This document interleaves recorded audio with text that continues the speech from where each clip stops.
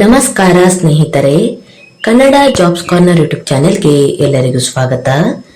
ನಬಾರ್ಡ್ನಲ್ಲಿ ವಿವಿಧ ಹುದ್ದೆಗಳ ನೇಮಕಾತಿಗೆ ಸಂಬಂಧಪಟ್ಟಂತೆ ಅರ್ಜಿಗಳನ್ನು ಆಹ್ವಾನಿಸಲಾಗಿರುವಂಥದ್ದು.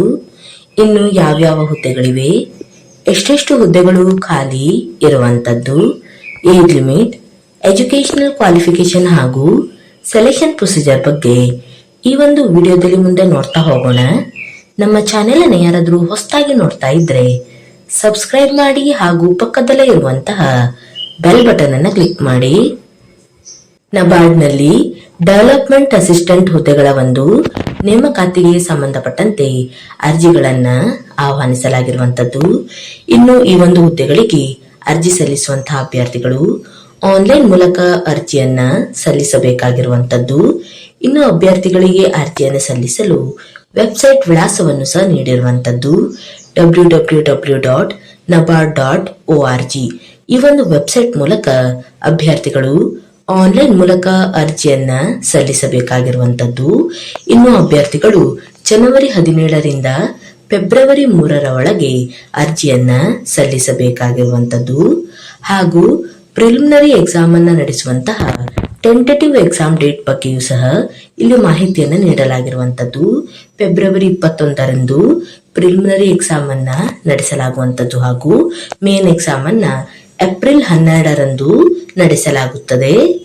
ಇನ್ನು ಎಲ್ಲೆಲ್ಲಿ ಎಷ್ಟೆಷ್ಟು ಹುದ್ದೆಗಳು ಖಾಲಿ ಇದೆ ಅಂತ ನೋಡ್ತಾ ಹೋಗೋದಾದ್ರೆ, ಮೊದಲನೇದಾಗಿ ಡೆವಲಪ್ಮೆಂಟ್ ಅಸಿಸ್ಟೆಂಟ್ ಈ ಒಂದು ಹುದ್ದೆಗಳಿಗೆ ನೋಡ್ತಾ ಹೋಗೋದಾದ್ರೆ ಭಾರತದಾದ್ಯಂತ ಒಟ್ಟು 159 ಹುದ್ದೆಗಳು ಖಾಲಿ ಇರುವಂತದ್ದು.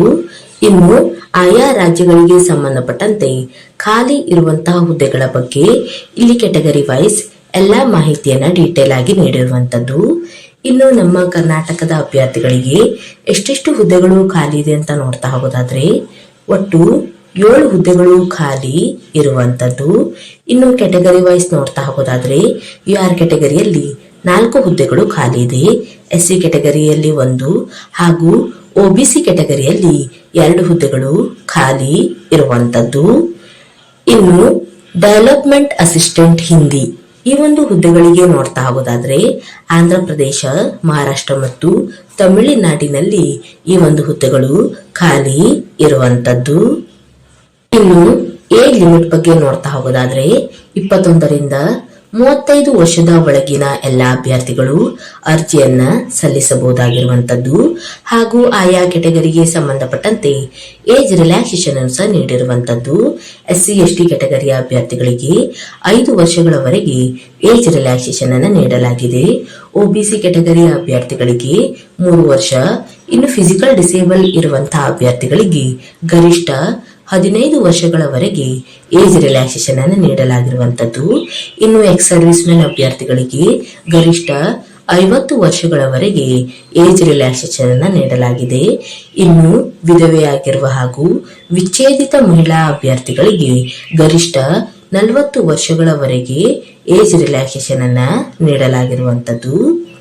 ಇನ್ನು ಎಜುಕೇಶನಲ್ ಕ್ವಾಲಿಫಿಕೇಶನ್ ಬಗ್ಗೆ ನೋಡ್ತಾ ಹೋಗೋದಾದ್ರೆ ಯಾವುದೇ ಪದವಿಯನ್ನ ಪೂರ್ಣಗೊಳಿಸಿರುವಂತಹ ಅಭ್ಯರ್ಥಿಗಳು ಈ ಒಂದು ಹುದ್ದೆಗಳಿಗೆ ಅರ್ಜಿಯನ್ನ ಸಲ್ಲಿಸಬಹುದಾಗಿರುವಂತದ್ದು. ಹಾಗೂ ಅಭ್ಯರ್ಥಿಗಳು ತಮ್ಮ ಒಂದು ಅಕಾಡೆಮಿಕ್ ಇಯರ್ ನಲ್ಲಿ ಮಿನಿಮಮ್ 50% ಮಾರ್ಕ್ಸ್ ಅನ್ನು ಪಡೆದುಕೊಂಡಿರಬೇಕು. ಇನ್ನು SC ST ಫಿಸಿಕಲ್ ಡಿಸೇಬಲ್ ಇರುವಂತಹ ಅಭ್ಯರ್ಥಿಗಳು ಹಾಗೂ ಎಕ್ಸ್ ಸರ್ವಿಸ್ ಮೆನ್ ಅಭ್ಯರ್ಥಿಗಳು ಪಾಸ್ ಕ್ಲಾಸ್ ಆದಂತಹ ಅಭ್ಯರ್ಥಿಗಳು ಅರ್ಜಿಯನ್ನ ಸಲ್ಲಿಸಬಹುದಾಗಿರುವಂತದ್ದು. ಹಾಗೂ ಅಭ್ಯರ್ಥಿಗಳು ಇದರ ಜೊತೆಗೆ ಕಂಪ್ಯೂಟರ್ ನಾಲೆಜ್ ಅನ್ನು ಸಹ ಹೊಂದಿರಬೇಕಾಗಿರುತ್ತದೆ. ಇನ್ನು ಎರಡನೇದಾಗಿ ಡೆವಲಪ್ಮೆಂಟ್ ಅಸಿಸ್ಟೆಂಟ್ ಹಿಂದಿ ಈ ಒಂದು ಹುದ್ದೆಗಳಿಗೆ ನೋಡೋದಾದ್ರೆ ಇಂಗ್ಲಿಷ್ ಅಥವಾ ಹಿಂದಿಯಲ್ಲಿ ಪದವಿಯನ್ನ ಪೂರ್ಣಗೊಳಿಸುವಂತಹ ಅಭ್ಯರ್ಥಿಗಳು ಅರ್ಜಿಯನ್ನ ಸಲ್ಲಿಸಬಹುದಾಗಿರುವಂತದ್ದು. ಹಾಗೂ ಅಭ್ಯರ್ಥಿಗಳು ತಮ್ಮ ಒಂದು ಅಕಾಡೆಮಿಕ್ ಇಯರ್ ನಲ್ಲಿ ಮಿನಿಮಮ್ 50% ಮಾರ್ಕ್ಸ್ ಅನ್ನು ಪಡೆದುಕೊಂಡಿರಬೇಕಾಗಿರುತ್ತದೆ. ಇನ್ನು SC ST ಫಿಸಿಕಲ್ ಡಿಸೇಬಲ್ ಇರುವ ಅಭ್ಯರ್ಥಿಗಳು ಹಾಗೂ ಎಕ್ಸ್ ಸರ್ವಿಸ್ ಮೆನ್ ಅಭ್ಯರ್ಥಿಗಳು ಪಾಸ್ ಕ್ಲಾಸ್ ಆದಂತಹ ಅಭ್ಯರ್ಥಿಗಳು ಅರ್ಜಿಯನ್ನ ಸಲ್ಲಿಸಬಹುದಾಗಿರುವಂತದ್ದು. ಹಾಗೂ ಅಭ್ಯರ್ಥಿಗಳು ಕಂಪ್ಯೂಟರ್ ನಾಲೆಜ್ ಅನ್ನು ಹೊಂದಿರುವುದು ಕಡ್ಡಾಯವಾಗಿರುತ್ತದೆ.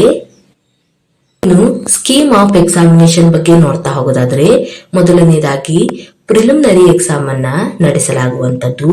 ಒಟ್ಟು 100 ಅಂಕಗಳಿಗೆ ಎಕ್ಸಾಮ್ ಅನ್ನ ನಡೆಸಲಾಗುತ್ತದೆ ಮತ್ತು 60 ನಿಮಿಷಗಳ ಕಾಲಾವಕಾಶವನ್ನ ನೀಡಲಾಗುವಂತದ್ದು. ಇನ್ನು ಒಟ್ಟು 3 ಸೆಕ್ಷನ್ಗಳು ಇರುವಂತದ್ದು.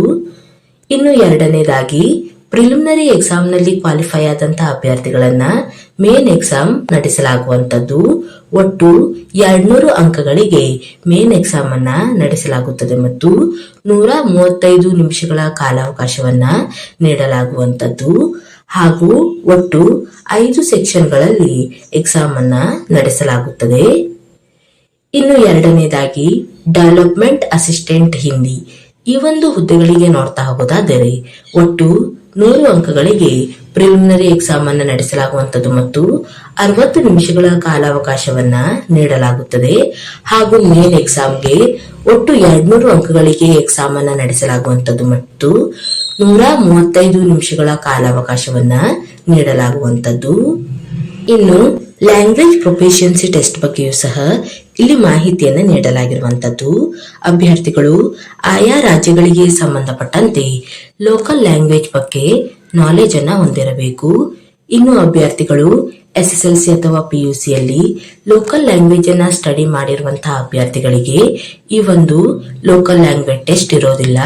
ಇನ್ನುಳಿದಂತಹ ಎಲ್ಲ ಅಭ್ಯರ್ಥಿಗಳಿಗೆ ಲೋಕಲ್ ಲ್ಯಾಂಗ್ವೇಜ್ ಟೆಸ್ಟ್ ಅನ್ನ ನಡೆಸಲಾಗುತ್ತದೆ.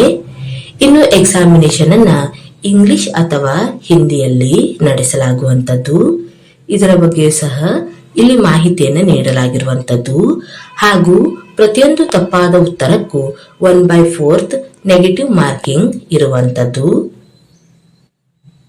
ಸೆಲೆಕ್ಷನ್ ಪ್ರೊಸೀಜರ್ ಬಗ್ಗೆ ನೋಡ್ತಾ ಹೋಗೋದಾದ್ರೆ ಅಭ್ಯರ್ಥಿಗಳು ಆನ್ಲೈನ್ ಎಕ್ಸಾಮ್ ನಲ್ಲಿ ಪಡೆದುಕೊಂಡಿರುವಂತಹ ಅಂಕಗಳ ಆಧಾರದ ಮೇಲೆ ಶಾರ್ಟ್ ಲಿಸ್ಟ್ ಮಾಡಿ ಫೈನಲ್ ಮೆರಿಟ್ ಲಿಸ್ಟ್ ಅನ್ನ ಮಾಡಲಾಗುವಂತದ್ದು. ಇನ್ನು ಪ್ರೀ ಎಕ್ಸಾಮಿನೇಷನ್ ಟ್ರೈನಿಂಗ್ ಬಗ್ಗೆಯೂ ಸಹ ಇಲ್ಲಿ ಮಾಹಿತಿಯನ್ನು ನೀಡಲಾಗಿರುವಂತದ್ದು. SC ST OBC ಹಾಗೂ ಫಿಸಿಕಲ್ ಡಿಸೇಬಲ್ ಇರುವಂತಹ ಅಭ್ಯರ್ಥಿಗಳಿಗೆ ಪ್ರೀ ಎಕ್ಸಾಮಿನೇಷನ್ ಟ್ರೈನಿಂಗ್ ಅನ್ನ ನಡೆಸಲಾಗುವಂತದ್ದು. ಇನ್ನು ಅಪ್ಲಿಕೇಶನ್ ಫೀಸ್ ಬಗ್ಗೆ ನೋಡ್ತಾ ಹೋಗೋದಾದ್ರೆ SC ST ಹಾಗೂ ಫಿಸಿಕಲ್ ಡಿಸೇಬಲ್ ಇರುವಂತಹ ಅಭ್ಯರ್ಥಿಗಳಿಗೆ 100 ರೂಪಾಯಿ ಅಪ್ಲಿಕೇಶನ್ ಫೀಸ್ ಇರುವಂತದ್ದು. ಇನ್ನುಳಿದಂತಹ ಎಲ್ಲಾ ಕೆಟಗರಿಯ ಅಭ್ಯರ್ಥಿಗಳಿಗೆ 550 ರೂಪಾಯಿ ಅಪ್ಲಿಕೇಶನ್ ಫೀಸ್ ಇರುತ್ತದೆ. ಇನ್ನು ನಬಾರ್ಡ್ ನ ಎಂಪ್ಲಾಯೀಸ್ ಗಳಿಗೆ ಯಾವುದೇ ರೀತಿಯಾದಂತಹ ಅಪ್ಲಿಕೇಶನ್ ಫೀಸ್ ಇರೋದಿಲ್ಲ. ಇನ್ನು ವೇತನ ಶ್ರೇಣಿಯ ಬಗ್ಗೆ ನೋಡ್ತಾ ಹೋಗೋದಾದ್ರೆ ಈ ಒಂದು ಹುದ್ದೆಗಳಿಗೆ ಆಯ್ಕೆಯಾದಂತಹ ಅಭ್ಯರ್ಥಿಗಳಿಗೆ ಪ್ರತಿ ತಿಂಗಳು 20,700ರಿಂದ 55,700ರವರೆಗೆ ವೇತನವನ್ನು ನೀಡಲಾಗುವಂತದ್ದು ಹಾಗೂ ಇದರ ಜೊತೆಗೆ ಅದರ್ ಅಲೋವೆನ್ಸಸ್ ಸಹ ಇರುತ್ತದೆ. ಇನ್ನು ಅಪ್ಲಿಕೇಶನ್ ಫೀಸ್ ಬಗ್ಗೆ ನೋಡ್ತಾ ಹೋಗೋದಾದ್ರೆ ಅಭ್ಯರ್ಥಿಗಳು ಆನ್ಲೈನ್ ಮೂಲಕ ಅಪ್ಲಿಕೇಶನ್ ಫೀಸ್ ಅನ್ನ ಪೇಮೆಂಟ್ ಮಾಡಬೇಕು. ಅಂದರೆ debit card, credit card, internet banking, IMPS ಹೀಗೆ ಆನ್ಲೈನ್ ಮುಖಾಂತರ ಅಪ್ಲಿಕೇಶನ್ ಫೀಸ್ ಅನ್ನ ಪೇಮೆಂಟ್ ಮಾಡಬೇಕಾಗಿರುವಂತದ್ದು. ಇನ್ನು ಆಯಾ ರಾಜ್ಯಗಳಿಗೆ ಸಂಬಂಧಪಟ್ಟಂತೆ ಅಫಿಷಿಯಲ್ ಲ್ಯಾಂಗ್ವೇಜ್ ಬಗ್ಗೆಯೂ ಸಹ ಇಲ್ಲಿ ಮಾಹಿತಿಯನ್ನು ನೀಡಲಾಗಿರುವಂತದ್ದು. ಇನ್ನು ನಮ್ಮ ಕರ್ನಾಟಕದ ಅಭ್ಯರ್ಥಿಗಳಿಗೆ ಕನ್ನಡ ಅಫಿಷಿಯಲ್ ಲ್ಯಾಂಗ್ವೇಜ್ ಆಗಿರುವಂತದ್ದು. ಇನ್ನು ಪ್ರಿಲಿಮಿನರಿ ಎಕ್ಸಾಮಿನೇಷನ್ಗೆ ಸಂಬಂಧಪಟ್ಟಂತೆ ಎಕ್ಸಾಮಿನೇಷನ್ ಸೆಂಟರ್ಸ್ ಬಗ್ಗೆಯೂ ಸಹ ಮಾಹಿತಿಯನ್ನ ನೀಡಲಾಗಿರುವಂತದ್ದು. ಇನ್ನು ನಮ್ಮ ಕರ್ನಾಟಕದ ಅಭ್ಯರ್ಥಿಗಳಿಗೆ ಬೆಂಗಳೂರು, ಬೆಳಗಾವಿ, ಹುಬ್ಬಳ್ಳಿ, ಧಾರವಾಡ, ಕಲಬುರಗಿ, ಹಾಸನ್, ಮಂಡ್ಯ, ಮಂಗಳೂರು, ಮೈಸೂರು, ಶಿವಮೊಗ್ಗ ಹಾಗೂ ಉಡುಪಿಯಲ್ಲಿ ಪ್ರಿಲಿಮಿನರಿ ಎಕ್ಸಾಮಿನೇಷನ್ ಸೆಂಟರ್ಸ್ ಅನ್ನ ನೀಡಲಾಗಿದೆ.